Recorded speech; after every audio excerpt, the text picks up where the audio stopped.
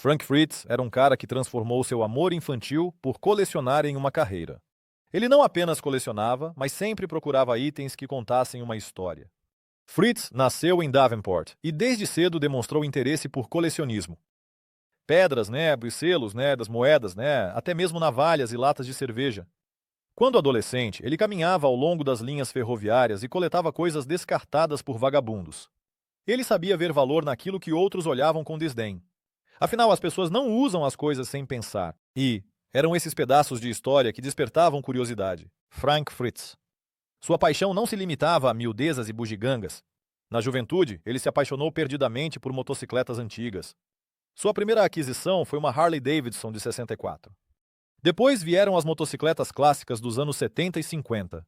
Ao entrar na vida adulta, Frank Fritz já possuía achados bastante valiosos que aumentaram de preço. Contrariando todas as expectativas, ele não começou com um negócio de antiguidades. Em vez disso, ele se tornou bombeiro. Para muitos, é difícil imaginá-lo como um bombeiro entrando em um prédio em chamas. Na verdade, ele avaliava o risco de incêndio e implementava medidas de prevenção contra incêndios. Em apenas um ano nesse trabalho, ele visitou cerca de 1.600 locais e ele trabalhou como inspetor de incêndio por 25 anos. Mas mesmo nesse trabalho heróico, o amor de Frank por colecionar não diminuiu. Ele começou a colecionar equipamentos e outros itens relacionados ao combate a incêndios. Claro, demonstrando um interesse especial pelas peças do passado dessa profissão. Fritz teve uma epifania quando vendeu por $475 um item que comprou por 15, percebendo que todas essas lembranças poderiam se tornar um negócio. Por isso, em 2002 ele abriu sua primeira loja, As Descobertas de Frank Fritz. Fritz não buscava fechar grandes negócios. Ele preferia fazer várias pequenas transações, combinando diferentes itens em pacotes, e com o tempo seu entusiasmo começou a dar frutos. Frank se tornou um especialista em sua área e continuou a encontrar itens valiosos e historicamente ricos em uma variedade de lugares. Fritz não parou por aí. Ele levou seu amor por antiguidades para a internet. Sim, ele procurava e vendia itens antigos online, alcançando um público completamente novo. Assim, as buscas por tesouros de Frank deixaram de ser locais e se tornaram globais. Mas o verdadeiro ponto de virada para ele foi a fama na televisão. O Show, de Mike Wolfe. Uma parte importante na vida de Frank Fritz é ocupada por Mike Wolfe. Juntos eles se tornaram os dois caçadores de antiguidades mais famosos da televisão. Graças aos seus esforços conjuntos, o show American Pickers reuniu milhões de espectadores. Eles viajavam pelo país em busca de raridades, rindo e negociando com pessoas interessantes.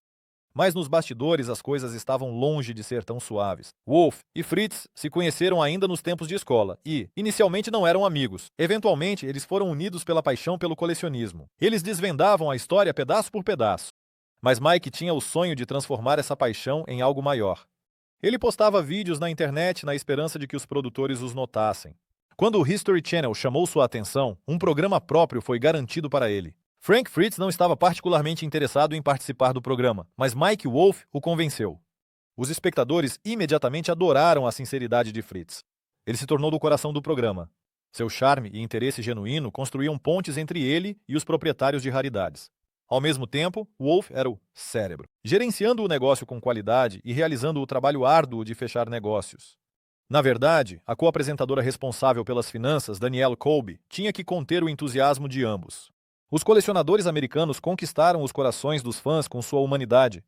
Segundo Fritz, os encontros com antiquários não eram roteirizados. Wolfe e Fritz interagiam de forma animada e eram eles mesmos, sem dramas falsos. Parecia que nada poderia separá-los. No entanto, Fritz e Wolfe tinham seus próprios problemas. Eles trabalhavam bem juntos, mas às vezes o descontentamento aparecia nos episódios. Por exemplo, uma vez Fritz estava dirigindo o caminhão enquanto Wolfe negociava ao telefone. 31 minutos sobre a mesma motocicleta. A última vez que dirigiu o caminhão em silêncio foi. Oh, certo, nunca, disse Frank. Ele achava que Mike sempre desperdiçava seu tempo com seus negócios. Fritz notava que os fãs gostavam mais dele, embora Wolfe fosse o principal apresentador do show. No entanto, ele estava satisfeito com o segundo lugar. Ele dizia, eu encontrei meu lugar, ele é o primeiro, e eu sou o segundo no show. Eu não tenho problemas com isso. Talvez ele tenha um problema. A 21ª temporada correspondia ao formato de suas viagens conjuntas. Então algo chocante aconteceu. Os fãs notaram a ausência de Fritz nos últimos 8 episódios. A 22ª temporada foi lançada sem ele. Os fãs ficaram sem respostas. Surgiram rumores de que Wolff queria tirá-lo do show para substituí-lo por seu irmão Colby Wolff. Finalmente, Wolff falou ao público sobre a saída de Fritz. Ele se despediu com as seguintes palavras: "O caminho que Frank, Danny e eu começamos em 2009, como toda a nossa vida, foi cheio de altos e baixos e bênçãos com desafios, mas também foi com Frank. Seguintes, sentirei falta do Frank, assim como todos vocês em Cave, e rezo para que na próxima parte de sua jornada todo o seu 55 palavras."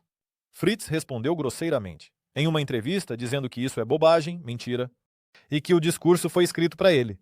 Ele revelou detalhes sobre o relacionamento deles na escola. Eles riam juntos apenas quando Mike fazia piadas sobre outra pessoa. Wolff tentou esclarecer a situação. Fritz saiu por vontade própria porque precisava de uma pausa. Daniel Colby disse que tudo poderia ter sido diferente. Mas Frank se prejudicou com álcool e outras coisas. Acontece que Fritz desapareceu por causa de uma cirurgia nas costas. Ele afirmou que Wolff sabia sobre suas costas, mas não tentou entrar em contato nem por telefone. Eles não conversaram por 2 anos. Milhares de pessoas queriam o retorno de Fritz. Ele poderia ter conseguido um novo programa, se quisesse. No entanto, sua vida saiu dos trilhos. Vida pessoal: Frank Fritz estava noivo de Diane Bankson.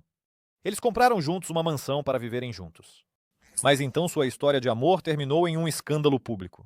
Diane acusou Frank de traição, afirmando que o pegou com outra mulher no celeiro. Ele apresentou a história de outra forma e a acusou de infidelidade. Ele até fez uma tatuagem com uma inscrição: "Uma vez traidora, sempre traidora."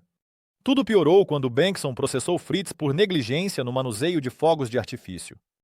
Segundo ela, Frank e seu amigo estavam bêbados e soltavam fogos de artifício em casa. Eles não conseguiram acender o fogo, então colocaram em um cinzeiro vintage fechado. Fritz colocou o fogo de artifício lá e não avisou Diane. Ela estava fumando e usou o cinzeiro. Houve uma explosão que a deixou com queimaduras graves. Além disso, depois disso, Fritz se recusou a levá-la ao hospital, aconselhando-a a aguentar firme. 2 meses depois, Diane retirou as acusações em circunstâncias desconhecidas. Logo, Frank e Diane se mudaram da mansão. Eles nunca mais conversaram. Mike Wolff, em uma entrevista emocional, contou mais sobre o relacionamento de Fritz e Bankson. Ele disse que Frank a matou. Claro, no sentido figurado. O que a matou foi o fato de Fritz ter trocado as fechaduras da mansão, essencialmente expulsando-a. Ele vendeu a mansão e desistiu de uma segunda chance de felicidade. Acontece que Diane realmente queria reatar o relacionamento, mas Frank simplesmente foi embora. Loja de antiguidades. Os fãs ficaram chocados e desapontados com o que encontraram na loja de Frank Fritz. Para ele, foi mais um golpe e o início de dificuldades financeiras. Ao longo de sua carreira, Fritz se uniu a outros antiquários, organizou feiras e reuniu entusiastas de antiguidades. Os fãs, sem dúvida, apreciavam sua enorme contribuição para a comunidade, ao mesmo tempo, preferiam a loja de Mike Wolff. A Antique Archaeology era famosa por seus produtos de alta qualidade e ofertas interessantes. Os espectadores dos colecionadores americanos formavam longas filas, enquanto a loja de Fritz frequentemente ficava vazia. As avaliações daquela época mostravam que a loja de achados de Frank Fritz deixava a desejar. Os visitantes o descreviam como inóspito, cheio de lixo e desprovido do charme esperado de uma loja de antiguidades. Na loja de Frank havia de tudo, exceto o que os clientes procuravam. Latas de óleo antigas com autógrafos a preços inflacionados. A tinta caía do teto, havia buracos no assoalho e a iluminação era fraca. Nos cantos havia pilhas de sucata, sem etiquetas de preço ou descrições. E uma lata de Coca-Cola poderia ser apenas lixo comum, deixado por alguém. Nas fotos, foram notadas vitrines quebradas, manequins antigos cobertos de teias de aranha e até uma grande aranha perto da janela.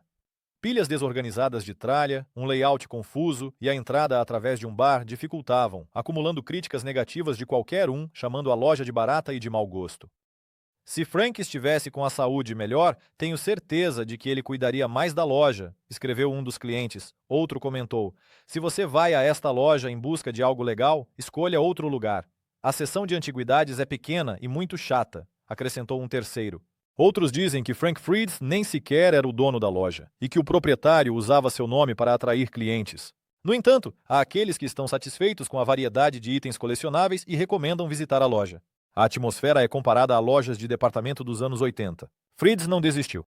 Ele começou a mudar a situação, contratando vendedores que não eram rudes e que podiam selecionar produtos que os clientes realmente queriam. Ele começou a adicionar mais itens antigos valiosos nas prateleiras. Ele também adicionou mercadorias antigas, incluindo camisetas com o slogan "Traga Frank de volta", uma referência à sua demissão. Tratamento e morte. Frank Fritz era famoso por seu humor e natureza alegre. Mas suas dificuldades reais não eram nada engraçadas. Fritz lutava contra a doença de Crohn, uma doença imprevisível para a qual não há cura. Ele perdeu 65 libras, sentindo-se constantemente exausto e cansado. E isso não é tudo. Fritz passou por uma cirurgia para substituir 2 hastes na coluna. Esse foi um momento decisivo em sua vida, pois foi quando ele teve que deixar o show. A fama e a riqueza não facilitavam a situação. Todos sabiam que Fritz na vida real era o mesmo que na tela. Ele era reconhecido nas ruas, com as pessoas esperando que ele fizesse piadas e contasse histórias. Ele teve que lutar por sua saúde a portas fechadas. Fritz desenvolveu ansiedade devido à constante atenção, pressão do público e cargas emocionais. Fritz recorreu a medicamentos, incluindo Xanax. Certa vez ele tomou o medicamento com álcool e dirigiu. Ele foi preso e obrigado a fazer cursos de manejo de medicamentos. O álcool sempre fez parte da vida, Fritz. Sua mãe morreu há 5 anos, devido ao alcoolismo. Seu avô também lutou contra o vício até a morte. Fritz percebeu que precisava de ajuda. Por isso, ele foi para um centro de reabilitação em Iowa por 77 dias. Não foi fácil, mas Frank usou esse tempo para se recuperar e até escreveu alguns livros sobre autodesenvolvimento. Anteriormente, ele já havia publicado os livros Como Escolher uma Moto Vintage e Guia de Colecionadores Americanos. Mike Wolff disse que o aceitaria de volta de bom grado. Frank Fritz não estava pronto para voltar ao show. Ele sentia falta da estrada e de conhecer novas pessoas, mas sua recuperação precisava ser a prioridade. Houve um tempo em que ele conseguiu levar um estilo de vida saudável. Ele disse que não gostava mais de beber. Então, a vida de Frank Fritz tomou um rumo devastador. 2 anos antes de sua morte, ele sofreu um derrame que lhe tirou muito. O derrame deixou Frank Fritz preso a uma cadeira de rodas. Metade do seu corpo estava paralisada. Ele nem conseguia segurar a mão. Ficava frustrado por não conseguir expressar em palavras o que queria. Após 1 mês no hospital, ele começou a reabilitação, mas não se recuperou completamente. Ele precisava de cuidados constantes, pois não conseguia cuidar de si mesmo. Rampas foram instaladas em sua casa. As contas médicas se tornaram astronômicas. Fritz foi colocado sob tutela algumas semanas após o derrame. Seu tutor passou a gerenciar suas finanças e reabastecer sua loja. Dizem que ofereceram esse papel ao seu pai, William Fritz, mas ele recusou. Quando a condição de Frank Fritz piorou, Mike Wolff percebeu algo importante. Ele disse: "Agora não é hora de ajustar contas. Agora é hora de rezar pelo meu amigo." Além disso, segundo um amigo anônimo, foi Wolff quem por muito tempo quis e não conseguiu se encontrar com Fritz. O reencontro foi emocional. Ambos estavam em lágrimas. Wolff disse: "Ninguém poderá te substituir, Frank." Eles compartilharam memórias sobre sua primeira participação em um talk show, sobre como estavam nervosos antes da apresentação e até insinuaram uma possível reunião em seu reality show. Mas isso não estava destinado a acontecer. Em setembro de 2024, Frank Fritz nos deixou. Ele tinha 60 anos. Mike Wolff estava com ele e segurou sua mão nos últimos minutos. Foi ele quem anunciou sua morte e reconheceu que precisavam se separar para entender como valorizavam um ao outro. Achados. Imagine estoques secretos de raridades, escondidos em celeiros e depósitos. Esta coleção muda a percepção sobre o legado de uma pessoa. Mas sua parte mais impressionante permaneceu desconhecida por muito tempo. Quando amigos próximos de Frank Fritz abriram sua garagem pessoal, ficaram impressionados. Havia fileiras de motocicletas vintage. Algumas em perfeito estado, outras quebradas ou reparadas. Muitas foram compradas como investimento para revenda. Mas cada vez mais eram destinadas à coleção pessoal. Além de 40 motocicletas, havia também 4 carros. Frank Fritz organizava bem suas coleções. Em diferentes locais encontraram-se salas inteiras de relógios antigos, lâmpadas raras e estatuetas. Um avaliador olhou para a coleção e a avaliou, junto com a casa e a loja de antiguidades, em $6 milhões. Mas há um problema. Frank Fritz não deixou um testamento. Em 2023, o advogado de Fritz apresentou para preservação um testamento aprovado por um juiz em Iowa. No entanto, agora o advogado está exigindo que isso seja anulado. O pai de Frank rejeitou a ideia de que amigos próximos de Frank estavam lutando para proteger a riqueza dele. Tudo porque ele não participava muito da vida do filho. Agora William afirma que o testamento é falso, que Frank não o assinou. Ele acredita que a fortuna deve ir para ele porque ninguém além dele tem laços de parentesco com Frank. Ele está certo de que eles apenas trabalhavam para Frank e querem lucrar com isso. O memorial planejado para a primavera foi adiado por 5 meses devido às disputas sobre o testamento. Os motociclistas planejavam uma corrida para levar as cinzas de Fritz para Savannah, Illinois. Em memória de seus hobbies, eles iriam até sua loja de antiguidades.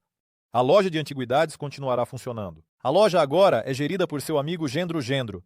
Alguns o culpam por ter arruinado a reputação das descobertas. Frank Fritz.